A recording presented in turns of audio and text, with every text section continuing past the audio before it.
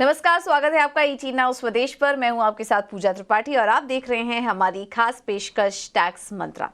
और इस शो में हमेशा की तरह हम आपको टैक्स से जुड़ी जो भी दिक्कतें होती हैं और जो उलझने हैं आपके मन में, वो इस शो के जरिए सुलझाने की कोशिश करेंगे, वो भी बिल्कुल ही आसान भाषा में। अगर आप हमारे साथ जुड़ना चाह रहे हैं, आपके कुछ सवाल हैं, तो आप हमें पूछिए। सवाल पूछने का तरीका बहुत ही आसान है। आप हमें अपने सवाल मेल कीजिए या फिर व्हाट्सएप कर सकते हैं। फोन लाइन नंबर और मेल आईडी लगातार आपकी स्क्रीन पर फ्लैश होती रहेगी। साथ ही साथ यूट्यूब पे आप ये शो लाइव भी देख सकते हैं, तो उस पर भी आप अपने सवाल हम तक पहुंचा सकते हैं डायरेक्टली। चलिए आज के शो की शुरुआत करेंगे और आज हम जिस पर चर्चा करेंगे वो है गोल्ड, सोना, जो कि इस वक्त का हॉट टॉपिक बना हुआ है। आप देख ही रहे होंगे अपने आसपास कि जिस तरीके से ग्लोबल टेंशन्स बढ़ रही हैं, सोने में रुझान बढ़ रहा है दुनिया भर के सेंट्रल बैंक्स का भी, अगर थोड़ा मैक्रो लेवल पर जाएं तो। और अगर माइक्रो लेवल पर भी बात करें तो अब रिटेलर्स का भी जो रुझान है वो धीरे धीरे सोने में बढ़ रहा है। जिस तरीके से वो तेजी दिखाई दे रही है इस समय, उस समय ऐसे में धीरे धीरे अब सोने की तरफ रुझान भी बढ़ रहा है, क्योंकि सोना हमेशा से ही एक सेफ हेवन, एक कह सकते हैं कि सुरक्षित निवेश के तौर पर हमेशा से ही देखा गया है। क्योंकि बाकी सारे मार्केट में उतार चढ़ाव बने रहते हैं, बाकी सारे एसेट क्लासेस ऊपर नीचे होते रहते हैं, लेकिन सोने को लेकर एक चीज कही जाती है कि ये हमेशा लॉन्ग टर्म के लिए, अगर आप 3 साल का भी व्यू रखते हैं, तो इसमें हमेशा ही एक तेजी और एक फायदा मुनाफा देकर सोना आपको जाता है। तो हमेशा एक सिक्योरिटी के तौर पर, सुरक्षित निवेश के तौर पर इसको देखा गया है। और इस समय जिस तरीके से सोना एक के बाद एक रिकॉर्ड लेवल्स दिखा रहा है, लोग, दुनिया भर के लोगों की नजर बनी हुई है कि क्या इस मौके पर हम सोने में निवेश कर सकते हैं। या तो आप फिजिकल फॉर्म में खरीदें या फिर अगर आप मार्केट के थ्रू, ईटीएफ, म्यूचुअल फंड के थ्रू खरीद रहे हैं, क्या इसमें निवेश कर सकते हैं। लेकिन निवेश करने से पहले एक बात का भी ध्यान रखिए कि कुछ भी निवेश करेंगे, कुछ भी फायदा होता है, टैक्स तो आपको देना पड़ेगा। तो गोल्ड में ये जो तेजी आई है, अगर आपके पास ऑलरेडी कुछ इन्वेस्टमेंट पड़े हुए हैं, तो अब उसमें टैक्स के नियम क्या होंगे, कितना टैक्स आपको देना पड़ सकता है, इन तमाम मुद्दों पर आज हम थोड़ा समझने की कोशिश करेंगे। और इसमें हमारी मदद करेंगे जाने माने सीए और tax expert Sunil Garg ji. Sunil ji, thank you so much ET Now Swadesh को समय देने के लिए। तो शो के इंट्रो में तो हमने बता ही दिया है कि सोना किस तरीके से सुरक्षित निवेश के तौर पर देखा गया है भारत में। और अगर हाउसवाइफ की बात करें या शुरू से ही सोना हमेशा से ही लेडीज फेवरेट रहा है। ज्वेलरी रखना, फिजिकल फॉर्म में रखना हमेशा से ही उनको पसंद रहा है, तो ऐसे में टैक्स तो लगना वाजिब ही है। तो आपसे ये समझना चाहेंगे, पहला सवाल तो यही होगा कि इस समय जो सोने में तेजी हम देख रहे हैं, रिकॉर्ड लेवल्स आ रहे हैं, काफी ज्यादातर लोगों के सवाल आ रहे हैं कि ये समय कैसा है निवेश करने का। अगर गोल्ड, ईटीएफ या म्यूचुअल फंड्स में निवेश करते हैं हम, तो कैसा निवेश होगा और उसमें टैक्स के नियम फिर क्या होंगे, ये भी हम थोड़ा समझने की कोशिश करना चाहेंगे। तो पहले सवाल तो इसी से शुरुआत करते हैं कि ETF और म्यूचुअल फंड में अगर निवेश करें तो फिर टैक्स के नियम क्या होंगे। देखिए पूजा, मुझे एक गाना याद आता है, सोना तू कितना सोना है। और वास्तव में ही सोना सोना है। और पिछले 3 सालों में अगर हम देखें तो सोने पे जो रिटर्न है वो 15 से 20% के रिटर्न है। आपने सही कहा। इंडियन ट्रेडिशन कल्चर में हम अपनी बिटिया को शादी में मौके पर महिलाओं को विशेष प्यार होता है, और वो दो काम करता है। मतलब आपको एज ए ज्वेलरी ऑर्नामेंट काम करता है, आप उसको पहन सकते हैं, उसको दिखा सकते हैं अपना स्टेटस। और दूसरा वो सुरक्षित निवेश है, बुरे वक्त में वो काम भी आता है। तो ये हमारी इंडियन ट्रेडिशन कल्चर रही है। जहां तक सवाल आपने पूछा, बड़ा ही महत्वपूर्ण सवाल है, क्योंकि बहुत हॉट टॉपिक है, बहुत लोगों को बेनिफिट हो रहे हैं इसमें। और गोल्ड ईटीएफ को लेके मैं आपको बताता हूं कि नियमों में परिवर्तन आ चुका है। देखिए, आप गोल्ड को 3 तरह से रख सकते हैं। फिजिकल गोल्ड आप रख सकते हैं, जहां पे आप सोना अपने घर में रखते हैं। आप पेपर गोल्ड रख सकते हैं, gold ETF, gold mutual fund से। और एक बहुत बड़ी स्कीम है जिसको मैं हमेशा करता हूँ, सोवरेन गोल्ड बॉन्ड, जो भारत सरकार की स्कीम है।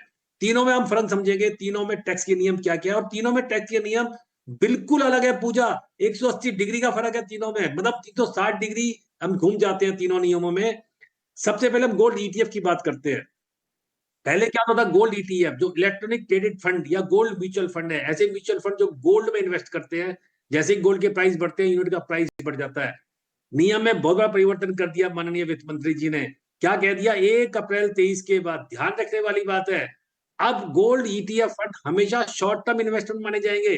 पहले क्या नियम था, 31 मार्च 23 से पहले, अगर आप कोई म्यूचुअल फंड है, डेट म्यूचुअल फंड या गोल्ड म्यूचुअल फंड, अगर आप 3 साल की होल्डिंग होती थी, 36 महीने की होल्डिंग होती थी, तो आप उसको बेचने पे आप लॉन्ग टर्म कैपिटल गेन कमाया करते थे।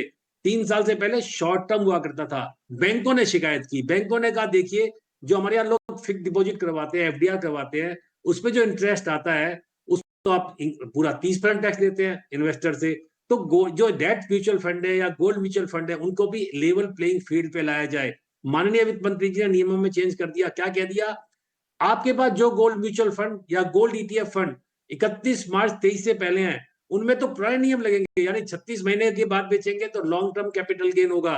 लेकिन 1 अप्रैल 23 के बाद जो आपने म्यूचुअल फंड खरीदे हैं, वो हमेशा ही शॉर्ट टर्म कैपिटल गेन माना जाएगा। ये ध्यान रखना है आपको। शॉर्ट टर्म कैपिटल गेन चाहे आप 36 महीने बाद बेचे, 48 महीने बाद बेचे, 60 महीने बाद बेचे, तो उसमें बिल्कुल नियमों में परिवर्तन आ गया है। आपको ये आपको ध्यान रखना है।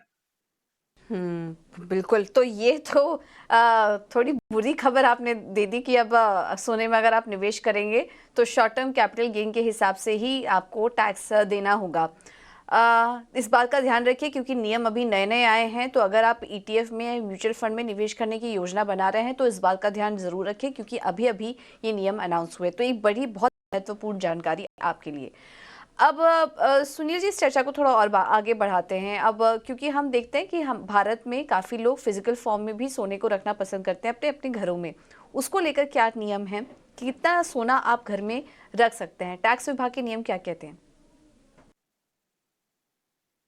देखिए पूजा, इसको लेके बड़ा कंफ्यूजन हमेशा रहा। जैसे मैंने कहा ना कि एक तो गोल्ड ईटीएफ फंड हो गया, दूसरा सॉवरेन गोल्ड बॉन्ड हो गया, उस पर भी हम बात करेंगे। अब फिजिकल गोल्ड की बात करते हैं, तो पहला सवाल लोगों का होता है कि आप कितना गोल्ड रख सकते हैं। हमारे देश में कोई भी गोल्ड कंट्रोल एक्ट नहीं है। आप कितना भी सोना अपने घर में रख सकते हैं, बशर्ते आपके पास में डिक्लेयर्ड असेट होनी चाहिए। आपको बताना पड़ सकता है कि ये सोना मैं कहाँ से लाया, ये ज्वेलरी मेरे पास कहाँ से आई, या मैंने कहाँ से परचेज की, मेरे पास नोन सोर्सेज क्या थे। तो ऐसा भी क्या हो सकता है कि कुछ सरकार ने एक लिमिट दे रखी है सीबीडीटी ने, जिसमें यह कहा था कि 500 ग्राम विवाहित महिला के पास में, 250 ग्राम अविवाहित अनमैरिड आपकी डॉटर के पास में, और 100 ग्राम पुरुष के पास में अगर गोल्ड है तो उसका हम आपसे पूछेंगे नहीं। बाकी इससे अगर ज्यादा है, ज्वेलरी, गोल्ड, डायमंड, सिल्वर जो भी है, उसका सोर्स आपको बताना पड़ सकता है। कितना भी गोल्ड रखिए, नॉन सोर्स के साथ रखिए, इन्वेंट्री बना के रखिए, बता के रखिए, बिल पर्चे उसके संभाल के रखिए। गिफ्ट में आया तो गिफ्ट डीड रखिए उसकी। आपको शादी में मिला है तो उसकी डिटेल रखिए। अगर डिटेल नहीं है तो आपको दिक्कत का सामना कर सकता है, पड़ सकता है।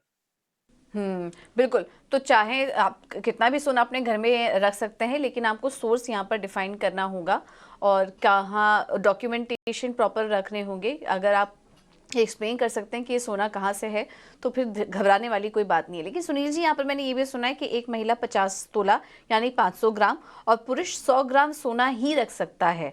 ऐसा कुछ नियम है क्या? नहीं, ये नियम एक सीबीडीटी का सर्कुलर है 1994 का। तो ये कहा था कि अब हर चीज के पास रिकॉर्ड नहीं होता। जैसे हमारे यहाँ ट्रेडिशन है, कल्चर है, शादी में सोना मिलता है, वैसे मिलता है। तो 500 ग्राम यानी 50 तोला की एक महिला के लिए दे दी थी, विवाहित महिला के लिए। अविवाहित के लिए 250 और पुरुष के पास 100। इतना है तो हम नहीं पूछेंगे आपसे, उसका कोई सोर्स नहीं बताना आपको। उससे ज्यादा है तो बताना पड़ेगा। ठीक है। और अगर मेरे पास गोल्ड, सिल्वर या फिर डायमंड ज्वेलरी है तो उसके बारे में उसका हिसाब हम कैसे रखें? देखिए, ये जो लिमिट दी है, ये गोल्ड के रूप में दे दी है आपको, यानी 50 तोला, और आज का रेट हम 70,000 मानते हैं तो 35 लाख रुपए का हो गया इसका मतलब। तो आपके पास चाहे ज्वेलरी की फॉर्म में कुछ भी हो सकता है, आपका डायमंड हो सकते हैं, उसमें डायमंड स्टड हो सकती है। तो वैल्यूएशन की बात है कि 35 लाख तक या जो भी रेट है सोने का, वहां तक आप रख लीजिए। अगर उससे ज्यादा रखिए, लेकिन उसका सोर्स बनाइए, उसका इन्वेंट्री बनाइए। बिल्कुल। तो कहने का मतलब है कि आपके पास जो भी ज्वेलरी है, अगर वो डायमंड के फॉर्म में है, सिल्वर में है, या फिर गोल्ड के फॉर्म में है, जो भी है आपके पास, आप उसका प्रॉपर वैल्यूएशन बनाइए, उसका हिसाब किताब रखिए, ज्वेलर के पास जाकर उसकी पूरी कीमत तय करिए और उसके बाद अगर आप ये बता सकते हैं इसके सोर्स क्या है तो फिर कोई घबराने वाली बात नहीं है। हाँ, उस पर जो टैक्स बनेगा वो तो आपको देना ही होगा। लेकिन इतना सोना आप घर पे रख सकते हैं, तब तक इनकम टैक्स विभाग आपसे कोई सवाल नहीं करेगा। अगर उसके ऊपर का है तो उसके वैल्यूएशन और उसकी रिसीट अपने पास आप ज़रूर रखें। अ, इसमें क्या इनकम टैक्स रिटर्न में आपको ज्वेलरी की भी डिटेल देनी होती है? अगर एक परमिसिबल लिमिट के ऊपर आपके पास सोना घर में पड़ा हुआ है तो क्या रिटर्न फाइल करते वक्त भी उसकी डिटेल्स देनी ज़रूरी है? बड़ा महत्वपूर्ण सवाल पूछा आपने पूजा, और लोग इसका जवाब गिलास आधा खाली है कि आधा भरा इस रूप में देते हैं, क्योंकि ऐसा कोई कॉलम ही नहीं है कि ज्वेलरी रिटर्न आपको देनी है, नहीं देनी है। वेल्थ टैक्स खत्म हो चुका है, पहले वेल्थ टैक्स ही रिटर्न में दिया जाता था इन बातों का जवाब। लेकिन आपको एक बात याद रखनी है, अगर आपकी इनकम 50 लाख रुपए से ज़्यादा है, 50 लैक्स एंड अबव, और इवन जो सैलरीड एम्प्लॉयी हैं, जो सैलरीड एम्प्लॉयी उनके लिए बता रहा हूँ मैं आपको, 50 लाख रुपए ज़्यादा अगर आपकी इनकम है, रिटर्न आप डिक्लेयर कर रहे हैं, तो आपको उसमें एक असली डिटेल देनी होती है। और लोग उसको बड़ी कैजुअल फॉर्म में भर देते हैं, बिना सोचे समझे भर देते हैं कि शायद हमारा, क्योंकि हम तो एक बिज़नेसमैन नहीं है, हम अकाउंट्स नहीं रखते हैं, तो हमें कोई ज़रूरत नहीं है, ऐसा नहीं है। वो डाटा रिकॉर्ड किया जा रहा है डिपार्टमेंट की तरफ से, और जब आप उसका डिफरेंस अगले साल में जब भरेंगे, तो आपसे डिफरेंस पूछा जा सकता है कि इस बार असेट्स कितनी है, पिछली बार कितनी थी।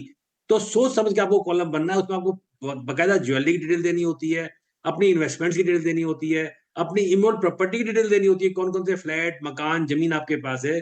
तो 50 लाख से ऊपर वालों को तो मैंडेटरी हो गया, पर जो 50 लाख के कम भी हैं, मेरी सलाह हमेशा होती है कि अपनी एक स्टेटमेंट ऑफ अफेयर बना के रखिए कि मेरे पास कितनी असेट्स थी 1 अप्रैल को, मेरी क्या इनकम हुई, मैंने क्या एडिशन किए, क्या बेच दिया, वो आप हर साल बना के रखेंगे तो आपके फ़ायदे की बात है। ठीक है, तो इस बातों का ध्यान रखिए। मेन बात ये है कि डॉक्यूमेंट्स, और अगर ऐसे में अभी सुनील जी आपको ये भी बता रहे थे कि अगर आपको इनहेरिटेंस में मिला है, किसी से मिला है, विल में वसीयत के तरीके से भी अगर आपको मिला है, तो उससे जुड़े डॉक्यूमेंट अपने पास रेडी रहिए रखिए, और आईटीआर फाइल करते वक्त इन बातों का ध्यान रखिए। इनकम टैक्स, इसके अलावा ये भी हम जानना चाहेंगे, वैसे तो सुनील जी इस पर काफ़ी ज़्यादा बार हमने चर्चा की है कि अगर गिफ्ट के फॉर्म में कितना अमाउंट टैक्सेबल होता है, और शादी में तो हम देखते हैं शादी ब्याह के मौके पर काफ़ी सारी ज्वेलरीज एज अ गिफ्ट भी हमें मिलती हैं, तो ऐसे में क्या उन पर भी टैक्स लगता है? देखिए, शादी का मौका ऐसा है जिसमें धारा 56(2)(10) में कहा गया है कि आपको कोई भी गिफ्ट मिलता है, चाहे वो ज्वेलरी के फॉर्म में मिले, कैश में मिले, लेकिन ऑन ओकेजन मैरिज ओनली, शादी की बात मैं कह रहा हूँ। और आजकल शादियों का सीजन चल रहा है, आपको पता होगा, बहुत गिफ्ट का लेन-देन होगा। तो शादियों में आपको गिफ्ट मिलता है, किसी से मिले, अपने दोस्त से मिले, रिलेटिव से मिले, नॉन रिलेटिव से मिले, वो पूरी तरह से exempt होता है। लेकिन आपको उसकी इन्वेंटरी, उसका आइडेंटिटी रखनी पड़ेगी कि मेरे को किसने दिया था ये। ऐसा आप नहीं कह सकते कि मेरे को 50 लाख रुपए गिफ्ट आ गया, तो आप इन्वेंटरी बना के रखिए। हाँ, शादी के अलावा आपको अपने रिलेशन, धारा 56(2)(10) में 55 रिलेशन उन्होंने दे रखे हैं कि जो रिलेशन एग्जेम्प्ट है, brother, sister, father, mother, father in law, mother in law, उनसे आपको गिफ्ट मिलता है, तो कोई टैक्स नहीं लगता है। किसी भी फॉर्म में मिले, कैश में मिले, ज्वेलरी मिले, गोल्ड में मिले, सिल्वर में मिले, डायमंड में मिले, कोई फ़र्क नहीं पड़ता है। परंतु मैं बार-बार कहता हूँ, हमेशा कहता हूँ, लोग इसको बड़ा कैजुअल लेते हैं।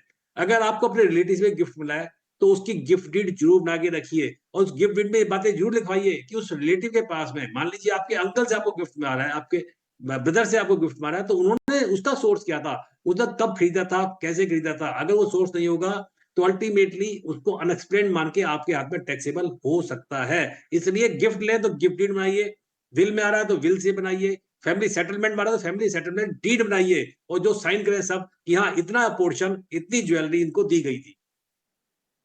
और अगर उसको बेच दिया है, मान लीजिए हमारे पास जो सोना था, अगर उसको बेच दिया है, तो फिर टैक्स की क्या कहते हैं? इस पे बड़ा कन्फ्यूजन है। आने वाला एग्जेम्प्ट है। आपको जब गिफ्ट आया 20 लाख, 50 लाख, 60 लाख, जो भी गिफ्ट आपको आया है, ज्वेलरी, गोल्ड कुछ भी आया है, वहाँ टैक्स नहीं है, क्योंकि वो विल में आया था या गिफ्ट में आया था, ध्यान रखने वाली बात है। लेकिन जैसे आप इसको बेचेंगे, वो टैक्सेबल हो जाता है।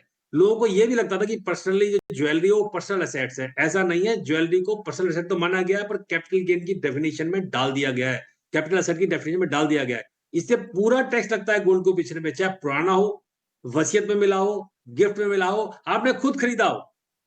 हाँ, अगर आपने खुद खरीदा तो आपको कॉस्ट वो मिलेगी जो आपने खरीदा था। सवाल ये उठता है कि जब आपको गिफ्ट में मिला या वसीयत में मिला तो आपने तो कुछ पैसे दिए नहीं, तो आपको कॉस्ट मिलेगी या नहीं मिलेगी?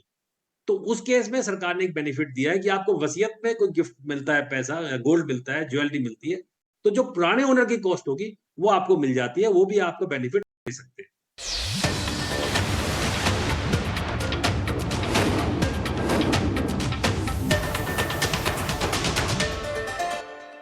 थोड़ी क्लैरिटी लेना चाहेंगे। मान लीजिए मैंने गोल्ड ज्वेलरी बेची है, और जो रकम मुझे मिली उसको मैंने री इन्वेस्ट कर दिया, या फिर किसी ज्वेलरी फॉर्म में, या फिर ईटीएफ, म्यूचुअल फंड कहीं भी लगा दिया, तो क्या उसका बेनिफिट मुझे मिलेगा? क्या उस पर भी टैक्स लगेगा? री इन्वेस्ट अगर कर दिया तो? 100% टैक्स लगेगा जी, 100% टैक्स लगेगा, ये गलतफहमी दिमाग से निकाल दीजिए। हाँ, अच्छा। धारा 54F में ये कहा है कि आप कोई भी लॉन्ग टर्म असेट बेच के अगर मकान लेते हैं रेजिडेंशियल, देखिए वो नियम मकान के बदले मकान का है, या कोई भी असेट बेच के आप गोल्ड बेचिए, ज्वेलरी बेचिए या कुछ और बेचिए, प्लॉट बेचिए, उसको बेच के रेजिडेंशियल हाउस दे सकते हैं आप। उसमें छूट मिलती है। आप अगर गोल्ड बेच के, चाहे पुरानी गोल्ड है आपके पास में, लोगों को ये बड़ा कन्फ्यूजन रहता है कि मैंने तो गोल्ड बेचा है जी, मेरी तो पर्सनल असेट थी, या मेरे को तो वसीयत में मिला था, गिफ्ट में मिला था, या मेरे को अपने सासू माँ से मिला था तो मैंने बेच दिया, तो मैंने गोल्ड के बदले गोल्ड लिया। नहीं जी, जो आप इन्वेस्टमेंट कर रहे हैं उस पे कोई टैक्स की छूट। हाँ, जो आपको बेनिफिट होगा, जो गेन होगा, कैपिटल गेन होगा, उस पे आपको बकायदा लॉन्ग टर्म है तो 20% और शॉर्ट टर्म है तो नॉर्मल रेट पे 30% टैक्स आपको देना पड़ेगा। हम्म। ठीक है, तो यहाँ तक तो बात समझ में आ गई। अगर रिश्तेदारों के ज़रिए कहीं से भी आपको कुछ गिफ्ट्स मिला है ज्वेलरी के फॉर्म में, अगर आपको मिल रही हैं कुछ ज्वेलरी, आप इनहेरिट कर रहे हैं या फिर आपको वसीयत के ज़रिए मिल रही है, तो उसका डीड प्रॉपरली तैयार करके रखें, वो कहीं से भी हो। यहाँ पर इम्पॉर्टेंट ये है कि आप सोर्स बता के चलें, और फिर उस पर जो भी टैक्स का नियम लगता है वो तो आपको देना ही पड़ेगा। लेकिन अगर आपके सोर्स डिफाइंड होंगे तो एक परमिसिबल लिमिट तक इनकम टैक्स विभाग आपको कोई क्वेश्चन नहीं करेगा। आप उतना सोना अपने घर में रख सकते हैं या फिर उतना निवेश आप करके चल सकते हैं। बाकी अगर बेचने पर उस पर आपको कोई गेन होता है तो वहां पर आपको शॉर्ट टर्म कैपिटल गेन देना ही पड़ेगा। तो ये है सोने में निवेश करने के, या सोना अगर आपके पास रखा है तो उससे जुड़े नियम। अ, अब आपसे ये समझना चाहेंगे सुनील जी कि इनकम टैक्स का रोल फिर कहाँ पर आ जाता है, कहाँ पर वो आपको क्वेश्चन कर सकता है? मान लीजिए मेरे पास डीड भी नहीं है, मैं एक इन्फॉर्म्ड टैक्स पेयर नहीं हूँ, मैंने डीड वगैरह कुछ बना के नहीं रखी है, मेरे पास कुछ बताने के लिए भी नहीं है, लेकिन मेरे पास अच्छा खासा सोना पड़ा हुआ है। तो ऐसे में अगर इनकम टैक्स विभाग के रडार पर आप आ गए हैं तो क्या कुछ एक्शन फिर वहां पर हो सकता है, और आपको किस तरीके की तैयारी करनी चाहिए वहां पर? देखिए पूजा, अगर आप रडार पर आ गए, आपके पास कोई सोर्स नहीं है, तो आप रडार पर हम्म। कैसे आ सकते हैं? नंबर एक सिचुएशन जहां पे आपके घर पर सर्च हो जाए, इनकम टैक्स की सर्च हो जाती है आपके यहाँ पर, वहां पर कुछ आपको गोल्ड मिलता है, सोना मिलता है, तो फिर आपसे पूछते हैं वो, जो हमने लिमिट बताई थी 500 ग्राम, 250 ग्राम, 100 ग्राम के अलावा, अगर आप वहां पे बिल्स के द्वारा या डॉक्यूमेंट के द्वारा प्रूव नहीं कर पाते हैं तो उस सोने को जब्त कर लेते हैं ऑन द स्पॉट। दूसरी सिचुएशन क्या होती है कि आपने सोना बेचा, आपने ज्वेलर के पास जाके बेचा पुराना गोल्ड, अब आपसे डिपार्टमेंट पूछता है कि चलो आपने बेचा, उस पर टैक्स दे दिया, लेकिन आपको आया कहां से, ये तो बता दीजिए। अगर आप सोना बेचे जाते हैं, मान लो आपने 2 करोड़ का सोना बेच दिया किसी ज्वेलर के पास में, वो कहा वो पुरानी ज्वेलरी है, तो आप ये नहीं कह सकते कि मेरे पास तो पुराना था इसलिए, तो आपसे पूछेंगे ये पुराना भी कहां से आया आपके पास में। और अगर आप पुराने को एक्सप्लेन नहीं कर पाए तो फिर आपको जो टैक्स लगता है वो 30% नहीं लगता, वो 78%, 78% टैक्स आपको देना पड़ता है अनएक्सप्लेन्ड मनी, अनएक्सप्लेन्ड गोल्ड में, अनएक्सप्लेन्ड इन्वेस्टमेंट के रूप में। तो वो बहुत ही महंगा एक सौदा होता है। इसलिए मैंने आपको बार बार कहता हूं कि आप इसको जब भी बनाएं तो इन्वेंट्री सोर्स प्रॉपर बना के रखिए अपने पास में, ताकि आप बेचने जाएं या खरीदने जाएं या उसको एक्सचेंज करने जाएं। बहुत सारे लोग पुरानी ज्वेलरी के बदले नई ज्वेलरी ले लेते हैं, तो उसमें भी नियम बड़ा खतरनाक है। अगर आप पुरानी बेच के नई ले रहे हैं तो पूरा टैक्स लगता है। हाँ, आप अपने ही गोल्ड से नई ज्वेलरी बनवा रहे हैं, उसको पिघला के उसको रिफॉर्म करवा रहे हैं तो टैक्स नहीं लगता है। ये भी एक बारीक बात है, इसका भी ध्यान रखना चाहिए।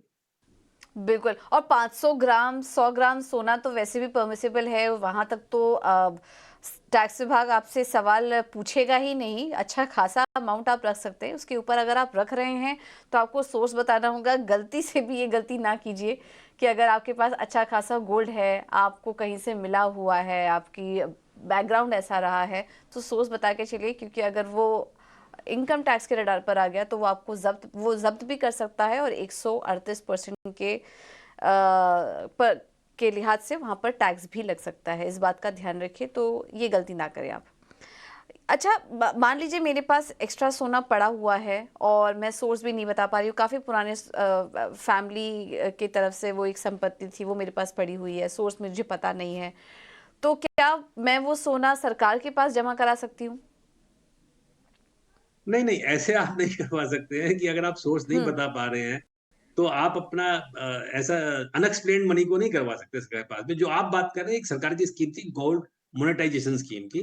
वो सरकार ने कहा था कि आपके पास में गोल्ड है और आप चाहते हैं कि मैं उसको मोनेटाइज करवा लूं, तो सरकार ने कहा था आप जमा करवा दीजिए हमारे पास में और हम उसपे आपको 2.5% का ब्याज आपको देंगे और आप जब भी आप वापस लेना चाहें तो आप गोल्ड के बदले आप गोल्ड ले सकते हैं। लेकिन वहाँ भी आपको सोर्स तो आपसे वो पूछ ही सकते हैं।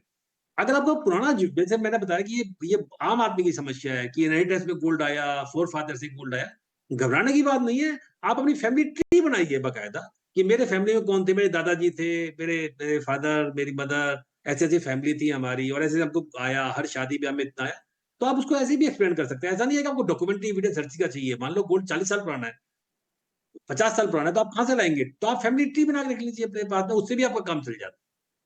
ये बहुत अच्छा स्कीम बताया आपने गोल्ड। इसका प्रोसेस क्या है और ये अगर किसी को करना है तो क्या प्रोसेस उपलब्ध है? क्या किसी बैंक में या किसी गवर्नमेंट ऑफिस में जाकर इस स्कीम के बारे में आप पता कर स्टेट सकते हैं, बैंक इसको ऑफ खुलवा इंडिया सकते में हैं? स्कीम का बेनिफिट आप स्टेट बैंक ऑफ इंडिया में स्कीम का बेनिफिट ले सकते हैं और ये जनरली अच्छा। एक आया था कि जैसे हमारे पास जो 10% बहुत गोल्ड था तो बेकार पड़ा है, सरकार को रिजर्व रखने होते हैं गोल्ड के, काफ़ी रिजर्व रखने होते हैं। तो सरकार ने कहा था कि आप हमको दे दीजिए और जब आपको चाहिए हम आपको गोल्ड के फॉर्म में वापस कर देंगे। इसका मतलब है कि आपको गोल्ड के बदले गोल्ड मिल जाएगा।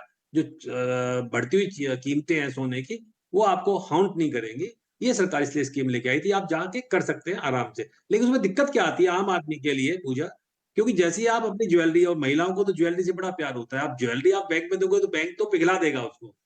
तो इसलिए आम आदमी में स्कीम बड़ी पॉपुलर नहीं हो पाई है क्योंकि आप वो तो आपकी ज्वेलरी को एज इट इज दे रखते हैं। उससे बेटर स्कीम सरकार ने दे रखी है सॉवरेन गोल्ड बॉन्ड की। तो पेपरलेस गोल्ड की वो स्कीम बहुत अच्छी है, उसमें आप इन्वेस्ट कर सकते हैं। अच्छा, और इसमें फिर टैक्स के नियम क्या हैं? कितने समय के लिए लॉक इन रहेगा? सोवरिन गोल्ड गोल्ड के बारे में भी बताइए और ये जो गोल्ड डिमोनेटाइजेशन स्कीम के बारे में आपने बताया, उसके बारे में भी बताइए। क्या लॉक इन है और टैक्स के नियम क्या रहेंगे उस पर? कितना टैक्स लगेगा?